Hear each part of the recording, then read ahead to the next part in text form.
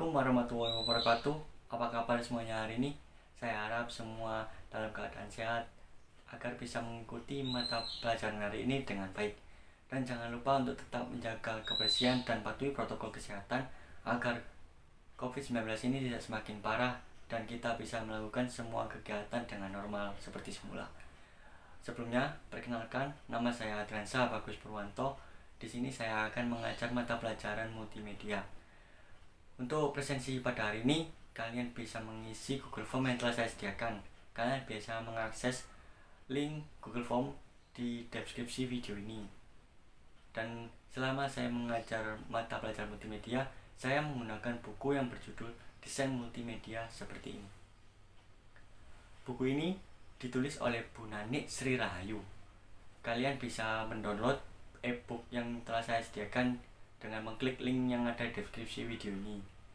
Sebelum memasuki materi pada hari ini, alangkah baiknya kita berdoa. Untuk pertemuan kali ini, saya yang memimpin doa. Berdoa mulai.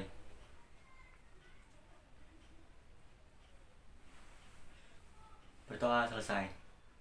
Selanjutnya, saya akan menjelaskan sedikit tentang tujuan pembelajaran yang akan kita laksanakan pada pertemuan kali ini. Yang pertama, siswa mampu menjelaskan pengertian multimedia dengan benar dan tepat. 2. Siswa mampu memahami perbedaan dua kategori multimedia dengan benar. Yang ketiga, siswa mampu mengetahui penerapan multimedia pada kehidupan sehari-hari dengan tepat. Baik, kita kali ini memasuki materi pertama, yaitu tentang etimologi multimedia. Yang pertama, kita akan membahas tentang pengertian multimedia. Multimedia berasal dari dua kata dalam bahasa Latin, yaitu multi dan medium. Multi sendiri berarti bermacam-macam atau banyak, sedangkan medium berarti sesuatu yang dipakai untuk menyampaikan atau membawakan sesuatu. Dan secara terminologi atau menurut istilah, multimedia dapat diartikan sebagai penggunaan berbagai media yang berbeda untuk membawa atau menyampaikan informasi dalam bentuk teks, grafik, animasi, audio, video, dan atau gabungan dari beberapa komponen tersebut. Untuk selanjutnya, kita membahas tentang definisi menurut para ahli. Yang pertama, menurut Ross pada tahun 1996, yang mengartikan bahwa multimedia itu kombinasi dari komputer dan video. Sedangkan McCormick tahun 1996 juga, beliau mengartikan multimedia sebagai kombinasi dari 3 elemen, yakni suara, gambar, dan teks. Dari beberapa definisi para ahli yang disebutkan tadi, dapat disimpulkan multimedia adalah penggunaan beberapa media untuk membawa, menyajikan, dan mempresentasikan informasi dalam berupa teks, grafik, animasi, audio, video secara kreatif dan inovatif. Multimedia juga dapat memungkinkan terjalinnya hubungan interaktif antara penyaji dan pemanfaat informasi yang ada di dalamnya. Yang kedua, kita akan membahas tentang kategori multimedia.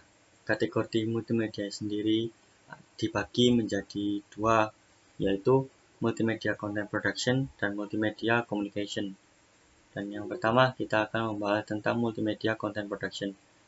Multimedia ini adalah multimedia yang penggunaan dan pemrosesan beberapa media yang berbeda, seperti teks, audio, grafik, animation, dan video, untuk menyampaikan informasi atau menghasilkan produk multimedia yang berbeda pula, seperti musik, video, film, game, entertainment, dan lain-lain, dengan cara yang baru untuk tujuan komunikasi. Dalam kategori ini, media yang digunakan juga ada beberapa macam, seperti media teks, media audio, media video, media animasi, media image atau gambar, media interactivity, dan media special effect. Dan yang kedua, ada multimedia communication. Multimedia communication adalah multimedia yang menggunakan media massa seperti televisi, radio, cetak, dan internet untuk mempublikasikan, menyiarkan, mengkomunikasikan material advertising, publicity, entertainment, news, dan education. Dalam kategori ini, media yang digunakan ada beberapa macam pula, seperti TV, radio, film, cetak, game, entertainment, tutorial, dan internet. Dan yang ketiga, kita akan membahas tentang komponen multimedia. Di komponen multimedia ini ada beberapa macam, seperti teks, gambar, audio, video, dan animasi. Yang pertama, kita membahas tentang teks.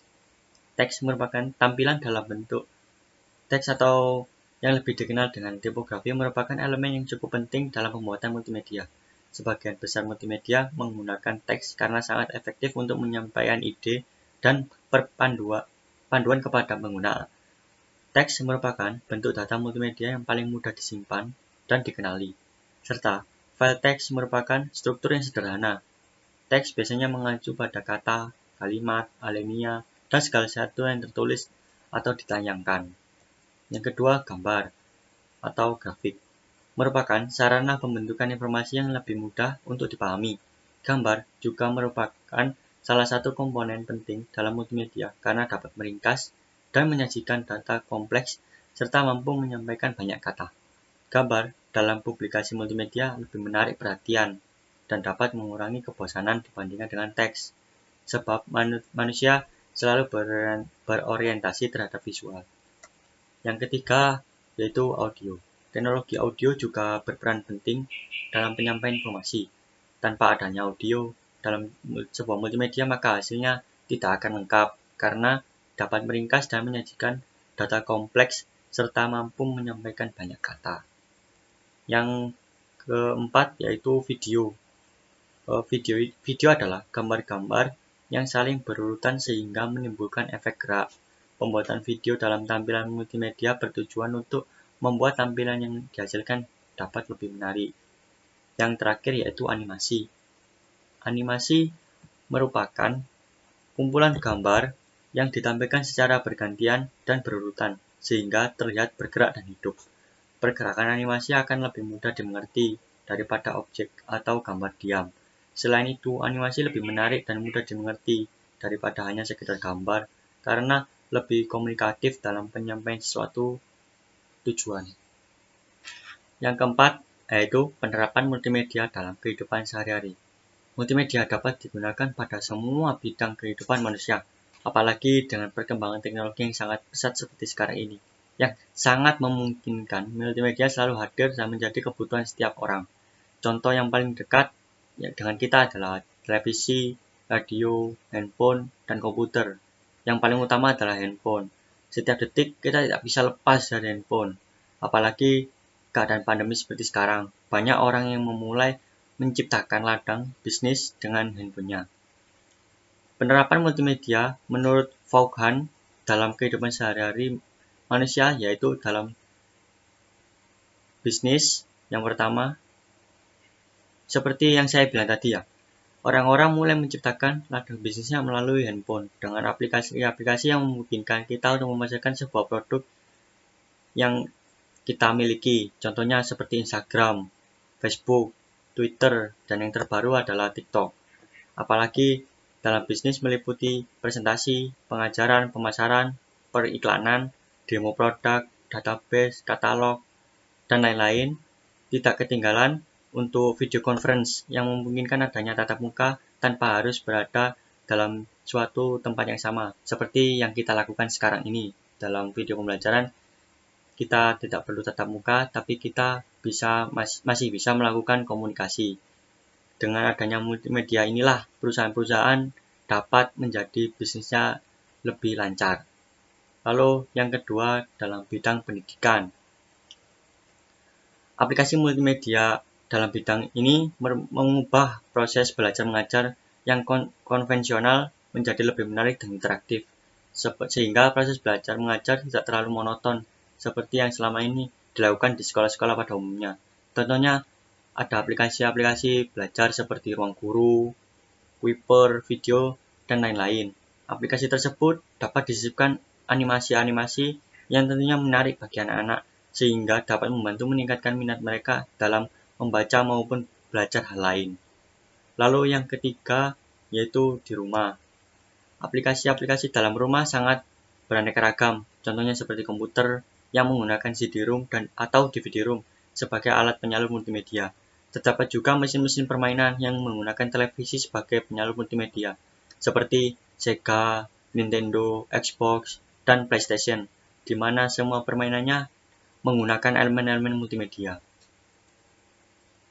Lalu di tempat umum, aplikasi multimedia di tempat umum dapat berupa kios informasi seperti yang terdapat pada hotel-hotel, pusat perbelanjaan, museum, pusat hiburan, dan lain sebagainya. Aplikasi-aplikasi tersebut sangat berguna untuk memberikan informasi-informasi dan bantuan mengenai tempat yang bersangkutan. Misalnya yang sering kita gunakan adalah Shopee, Lazada, dan Tokopedia, atau banyak aplikasi-aplikasi belanja lain yang sukses mengubah kebiasaan manusia yang dalam proses perbelanjaan, yang biasanya kita harus keluar rumah, antri di mesin kasir. Tapi sekarang itu semua tidak perlu dilakukan karena kita hanya tiduran di rumah, diam di rumah. Barang kita sudah sampai di rumah kita melalui aplikasi yang dikirimkan melalui kurir-kurirnya. Yes. Mungkin itu saja yang saya sampaikan untuk sampai saat ini tentang materi etimologi multimedia. Yang selanjutnya saya akan memberikan tugas. Tugas ini sudah saya masukkan ke dalam Google Form. Kalian bisa akses dengan linknya ada deskripsi video ini. Soalnya tidak banyak. Soal ini hanya untuk mengetahui pemahaman kalian tentang materi yang barusan saya sampaikan. Dan untuk deadline materi ini, deadline tugas pertama ini adalah hari ini pukul 23.59. Dan untuk misal kalian ada yang perlu ditanyakan atau tidak paham, saya sudah sediakan kolom untuk bertanya di akhir tugas satu ini. Untuk hari ini cukup sampai di sini terlebih dahulu. Dan untuk materi selanjutnya, kalian bisa membaca tentang bab tools multimedia. Dan jangan lupa untuk tugasnya jangan sampai terlambat. Sebelum mengakhiri materi pada hari ini, alangkah baiknya kita berdoa agar materi yang kita dapat hari ini dapat berguna di masa mendatang. Berdoa mulai. Berdoa selesai. Sekian materi pada hari ini. Apabila ada salah kata dari saya mohon maaf. Wassalamualaikum warahmatullahi wabarakatuh.